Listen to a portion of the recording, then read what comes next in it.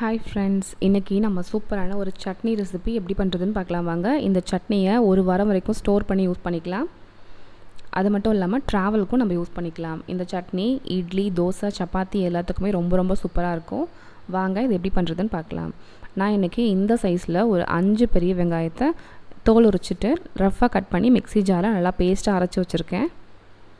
அடுத்ததாக ஒரு 8 தக்காளி, இந்த சைஸில் இருக்கக்கூடிய 8 தக்காளியை நான் அந்த மாதிரி பேஸ்ட்டாக அரைச்சி வச்சுருக்கேன். வெங்காயத்தை விட ஒரு 2-3 தக்காளி அதிகமாக இருக்கிற மாதிரி அரைச்சிக்கோங்க. அந்த ஜாரில் நான் ஒரு அரை டம்ளர் அளவுக்கு தண்ணி ஊற்றி கழுவி வச்சுருக்கேன். அதிகமாக தண்ணி சேர்த்துடாதீங்க, சட்னி அப்புறம் கொதிக்க வைக்க ரொம்ப நேரம் ஆகிடும். இப்போ ஒரு வானலில் நம்ம தாராளமாக நல்லெண்ணெய் ஆட் பண்ணிக்கலாம்.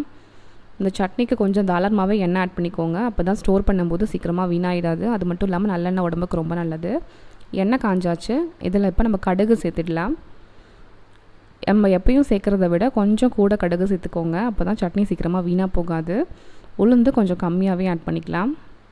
நீங்கள் ட்ராவலுக்கு கொண்டு போகிறீங்கன்னா உளுந்து ஆட் பண்ணாதீங்க, வெறும் கடுகு மட்டும் தாளிச்சிக்கோங்க. உளுந்து ஆட் பண்ணும்போது சீக்கிரமாக கெட்டு போயிடும். இப்போ கடுகு உளுந்து பொரிஞ்சாச்சு. அடுத்ததாக கருவேப்பிலை சேர்த்துக்கலாம்.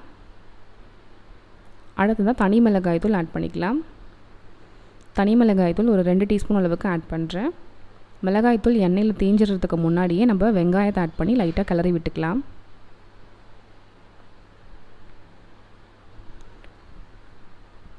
நல்லா மிக்ஸ் பண்ணி விட்டுட்டு அடுத்ததாக நம்ம அரைச்சி வச்சுருக்க தக்காளியையும் சேர்த்துடலாம். இந்த சட்னியில் இஞ்சி பூண்டு ஆட் பண்ணும்போது அதனோட டேஸ்ட் வேறு மாதிரி மாறிடும். இது வெறும் வெங்காயம் தக்காளி சேர்த்து செய்யும் போதே ரொம்ப ரொம்ப நல்லாயிருக்கும். இப்போ நான் ஜாரை அலசி வச்சுருந்த தண்ணியையும் ஆட் பண்ணியாச்சு. நல்லா ஒரு முறை கலந்து விட்டுக்கோங்க. கலந்து விட்டுட்டு நம்ம கொஞ்சம் உப்பும் ஆட் பண்ணிடலாம்.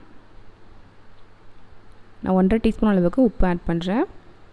உப்பு ஆட் பண்ணிவிட்டு இந்த சட்னியில் கொஞ்சமாக புளி ஆட் பண்ணிக்கலாம்.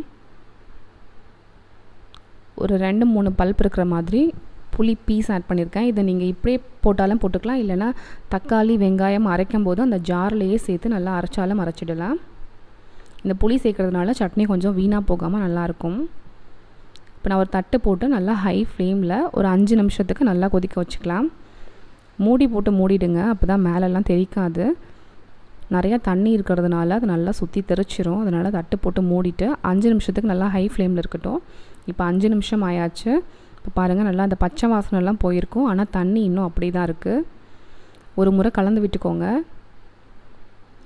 அடி பிடிச்சிரும், அடிக்கடி திறந்து நல்லா கிளறி விட்டுக்கோங்க.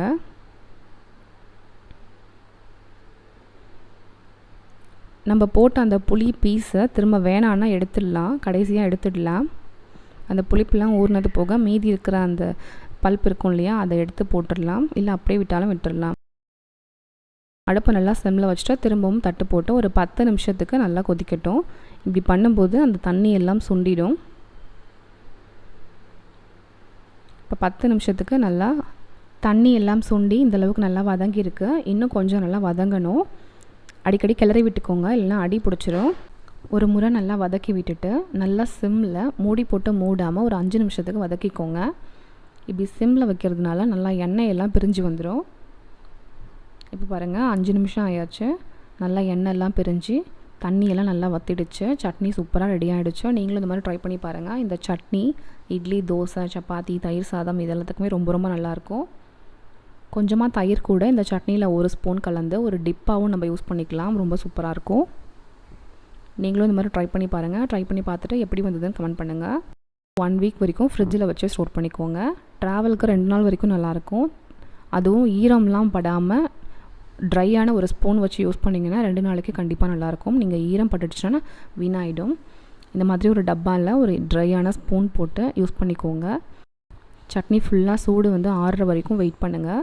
ஆறுனதுக்கப்புறமா மூடி வெளியில் ஒரு 2 நாளைக்கு வச்சுக்கோங்க. அப்படி இல்லைன்னா ஃப்ரிட்ஜில் யூஸ் பண்ணிக்கோங்க. ஈரமான ஸ்பூனை யூஸ் பண்ணிடாதீங்க, ஈரமான கை வச்சிடாதீங்க. 3 நாள்லேயே சட்னி வீணாக போயிடும். நீங்கள் ட்ரையாக யூஸ் பண்ணும்போது கண்டிப்பாக 1 வீக்குக்கு நல்லாயிருக்கும். தேங்க்யூ ஃபார் வாட்சிங் ஃப்ரெண்ட்ஸ். சேனலை மறக்காமல் சப்ஸ்கிரைப் பண்ணிக்கோங்க. அப்படியே பக்கத்தில் உள்ள பெல் ஐக்கானையும் கிளிக் பண்ணிக்கோங்க. அப்போ தான் நான் போடுற அடுத்தடுத்த வீடியோஸ் உங்களுக்கு நோட்டிஃபிகேஷனாக வந்து சேரும்.